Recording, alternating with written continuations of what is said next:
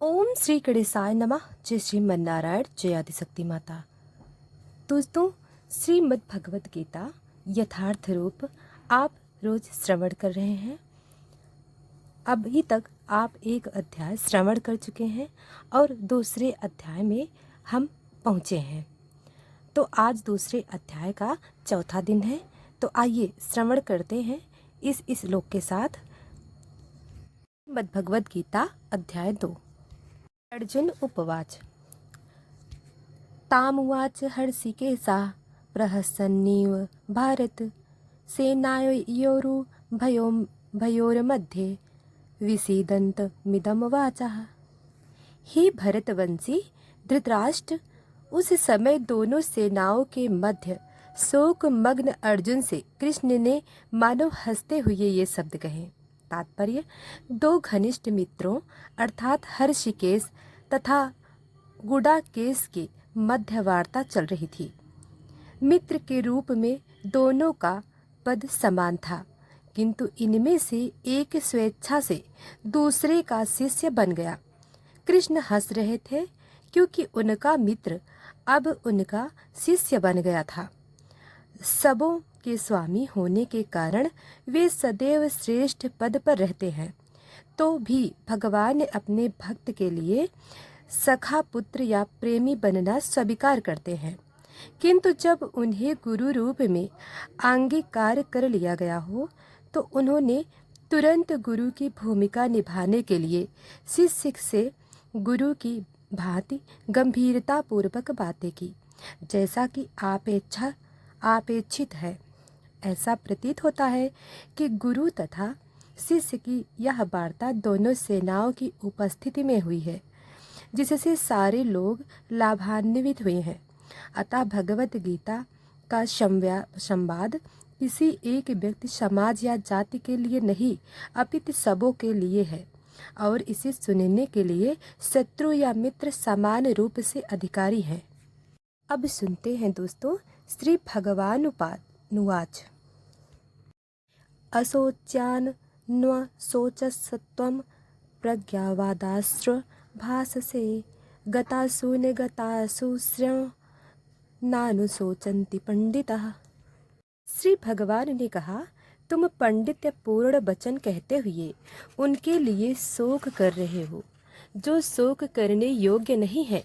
जो विद्वान होते हैं वे ना तो जीवन के लिए ना ही मृत के लिए शोक करते हैं। तात्पर्य, भगवान ने तत्काल गुरु का पद संभाला और अपने शिष्य को अप्रत्यक्षता मूर्ख कह कर डांटा। उन्होंने कहा, तुम विद्वान की तरह बात करते हो, किंतु तुम यह नहीं जानते कि जो विद्वान होता है, अर्थात जो यह जानता है कि शरीर और आत्मा क्या है, वह किसी भी अवस्था में शरीर के लिए, चाहे वह जीवित हो या मृत, शोक नहीं करता।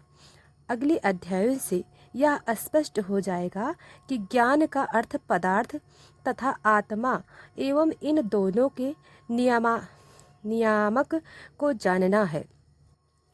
अर्जुन का तर्क था कि राजनीति या समाज नीति की अपेक्षा धर्म को अधिक महत्व मिलना चाहिए, किंतु उसे यह ज्ञान न था कि पदार्थ, आत्मा तथा परमेश्वर का ज्ञान धार्मिक सूत्रों से भी अधिक महत्वपूर्ण है, और क्योंकि उसमें इस ज्ञान का अभाव था, अतः उसे विद्वान नहीं बनना चाहिए था।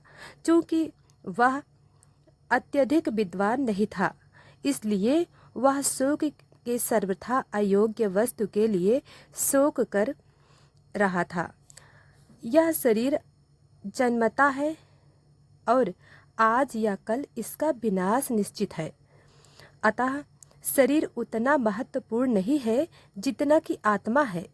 जो इस तथ्य को जानता है वही असली विद्वान है, और उसके लिए शोक का कोई कारण नहीं हो सकता। ना त्वेयाहम जातु नासम ना त्वयं नेमे जनाधिपा ना चैव ना भविष्यामा सर्वे वयमतः परम। ऐसा कभी नहीं हुआ कि मैं ना रहा हूँ या तुम ना रहे हो, अथवा मैं समस्त राजा ना रहे हों। और ना ऐसा है कि भविष्य में हम लोग नहीं रहेंगे। तात्पर्य, वेदों में कठोपनिषद में तथा श्वेताश्वतर उपनिषद भी कहा जाता है कि जो श्री भगवान असंख्य जीवों के कर्म तथा कर्म फल के अनुसार उनकी अपनी अपनी परिस्थितियों में पालक है, वही भगवान अंश रूप में हर जीव के हृदय में वास कर रहे हैं। केवल साधु पुरुष जो एक ही ईश्वर को भीतर बाहर देख सकते हैं, पूर्ण एवं शाश्वत शांति प्राप्त कर पाते हैं। नित्यो नित्यानम चेतन श्वेतनानाम एको बहूनाम यो विदधाति कामान तमात्मस्थम येनुपश्यन्ति धीरा तेषां शांति शाश्वती नेतरेषाम। जो वैदिक ज्ञान अर्जुन को प्रदान किया गया, वही विश्व के उन समस्त पुरुषों को प्रदान किया जाता है जो विद्वान होने का दावा करते हैं, किंतु जिनकी ज्ञान राशि न्यून है। भगवान यह स्पष्ट करते हैं कि वे स्वयं अर्जुन तथा युद्ध भूमि में एकत्र सारे राजा शाश्वत प्राणी हैं और इन जीवों की बद्ध तथा मुक्ति अवस्थाओं में भगवान ही एकमात्र उनके पालक हैं। भगवान परम पुरुष हैं तथा भगवान का चिर संगी अर्जुन एवं वहाँ पर एकत्र सारे राजागण शाश्वत पुरुष है। ऐसा नहीं कि ये भूतकाल में प्राणियों के रूप में अलग अलग उपस्थित नहीं थे, और ऐसा भी नहीं है कि ये शाश्वत पुरुष बने नहीं होंगे। उनका अस्तित्व भूतकाल में था और भविष्य में भी निर्बाध रूप से बना रहेगा। अतः किसी के लिए शोक करने की कोई बात नहीं। यह मायावादी सिद्धांत की मुक्ति के बाद आत्मा माया के आवरण से पृथक होकर निराकार ब्रह्म में लीन हो जाएगा और अपना अस्तित्व खो देगा। यहाँ पर परम अधिकारी भगवान कृष्ण द्वारा पुष्ट नहीं हो पाता, न ही इस सिद्धांत का समर्थन हो पाता है कि बद्ध अवस्था में ही हम अस्तित्व का चिंतन करते हैं। यहाँ पर कृष्ण स्पष्ट कहते हैं कि भगवान तथा अन्यों का अस्तित्व भविष्य में भी अक्षुण्ण रहेगा, जिसकी पुष्टि उपनिषदों द्वारा भी होती है। कृष्ण का यह कथन प्रामाणिक है, क्योंकि कृष्ण मायावश नहीं है। यदि अस्तित्व तथ्य न होता तो फिर कृष्ण इतना बल क्यों देते, और वह भी भविष्य के लिए। मायावादी यह तर्क कर सकते हैं कि कृष्ण द्वारा कथित अस्तित्व आध्यात्मिक न होकर भौतिक है। यदि हम इस तर्क को किसी अस्तित्व भौतिक होता है स्वीकार कर भी ले, तो फिर कोई कृष्ण के अस्तित्व को किस प्रकार पहचानेगा। कृष्ण भूतकाल में अपने अस्तित्व की पुष्टि करते हैं और भविष्य में भी अपने अस्तित्व की पुष्टि करते हैं। उन्होंने अपने अस्तित्व की पुष्टि कई प्रकार से की है और निराकार ब्रह्म उनके अधीन घोषित किया जा चुका है। कृष्ण सदा सर्वदा अपने अस्तित्व बनाए रहे हैं। यदि उन्हें सामान्य चेतना वाले सामान्य व्यक्ति के रूप में माना जाता है, तो प्रामाणिक शास्त्र के रूप में उनकी भगवद गीता की कोई महत्ता नहीं होगी। एक सामान्य व्यक्ति मनुष्य के 4 अवगुणों के कारण श्रवण करने योग्य शिक्षा देने में असमर्थ रहता है। गीता ऐसे साहित्य से ऊपर है। कोई भी सांसारिक ग्रंथ गीता की तुलना नहीं कर सकता। श्री कृष्ण को सामान्य व्यक्ति मान लेने पर गीता की सारी महत्ता जीती रहती है। मायावादी का तर्क है कि इस श्लोक में वर्णित दैत्य लौकिक है और शरीर के लिए प्रयुक्त हुआ है, किंतु इसके पहले वाले श्लोक में ऐसी देहात्म बुद्धि की निंदा की गई है। एक बार जीवों की देहात्म बुद्धि की निंदा करने के बाद यह कैसे संभव है कि कृष्ण पुनः शरीर पर उसी वक्तव्य को दोहराते हैं। अतः यह अस्तित्व आध्यात्मिक आधार पर स्थापित है और इसकी पुष्टि रामानुजाचार्य तथा अन्य आचार्यों ने भी की है। गीता कई स्थलों पर इसका उल्लेख है कि आध्यात्मिक अस्तित्व केवल भगवत भक्तों द्वारा ज्ञेय है। जो लोग भगवान कृष्ण का विरोध करते हैं उनकी इस महान साहित्य तक पहुँच नहीं हो पाती। अभक्तों द्वारा गीता के उपदेश को सुलझने का प्रयास मधुमक्खी द्वारा मधुपात्र चाटने के सदृश है। पात्र को खोले बिना मधु को नहीं चखा जा सकता। इसी प्रकार भगवत गीता के रहस्यवाद को केवल भक्त ही समझ सकते हैं, अन्य कोई नहीं, जैसा कि इसके 4th अध्याय में कहा गया है। ना ही गीता को स्पर्श ऐसे लोग कर पाते हैं जो भगवान के अस्तित्व का ही विरोध करते हैं। अतः मायावादियों द्वारा गीता की व्याख्या मानो समग्र सत्य का सरासर भ्रामक निरूपण है। भगवान चैतन्य ने मायावादियों द्वारा की गई गीता की व्याख्याओं को पढ़ने का निषेध किया है और चेतना दी है कि जो कोई ऐसे मायावादी दर्शन का ग्रहण करता है वह गीता के वास्तविक रहस्य को समझ पाने में असमर्थ रहता है। यदि अस्तित्व का अभिप्राय अनुभव गम्य ब्राह्मण से है तो भगवान द्वारा उपदेश देने की कोई आवश्यकता नहीं थी। आत्मा तथा परमात्मा का द्वैत शाश्वत तथ्य है और इसकी पुष्टि वेदों द्वारा होती है, जैसा कि ऊपर कहा जा चुका है। देहिनो अस्मिन्नथ्यादेहि कौमारम यौवनम जरा तथा देहांतर प्राप्तिर्धि रसत्रम रस्त्र न मुहत्ति। जिस प्रकार शरीरधारी आत्मा इस वर्तमान शरीर में बाल्यावस्था से तरुणावस्था में और फिर वृद्धावस्था में निरंतर अग्रस्त होता रहता है, उसी प्रकार मृत्यु होने पर आत्मा दूसरे शरीर में चला जाता है। धीर व्यक्ति ऐसे परिवर्तन से मोह को प्राप्त नहीं होता। तात्पर्य, प्रत्येक जीव एक अभीष्ट आत्मा है। वह प्रतिक्षण अपना शरीर बदलता रहता है, कभी बालक के रूप में, कभी युवा तथा कभी वृद्ध पुरुष के रूप में, तो भी आत्मा वही रहती है, उसमें कोई परिवर्तन नहीं होता।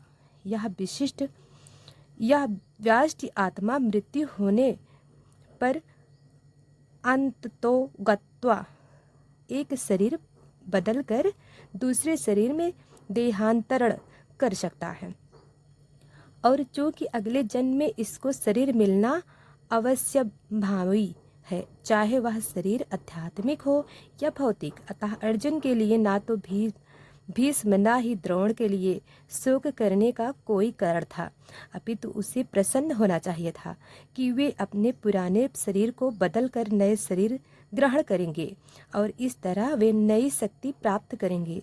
ऐसे शरीर परिवर्तन से जीवन में किए कर्म के अनुसार नाना प्रकार के सुखोपभोग या कष्टों का लेखा जोखा होता है।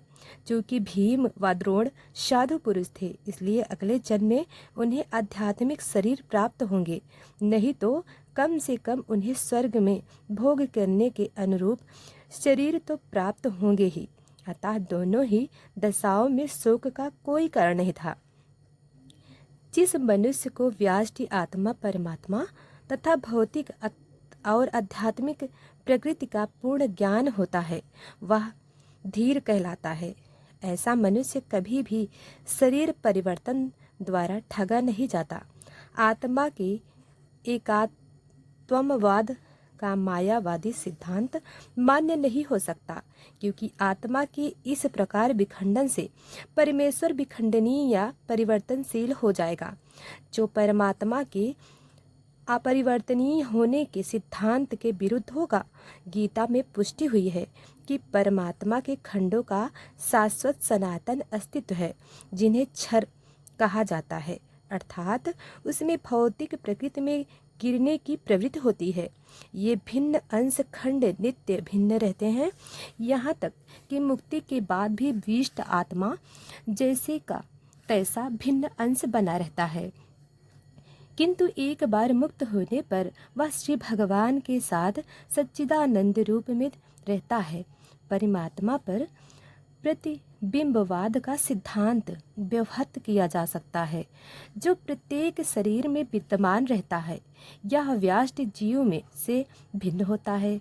जब आकाश का प्रतिबिंब जल में पड़ता है तो प्रतिबिंब में सूर्य, चंद्र तथा तारे सभी कुछ रहते हैं। तारों की तुलना जीवों से तथा सूर्य या चंद्र की परमेश्वर से की जा सकती है।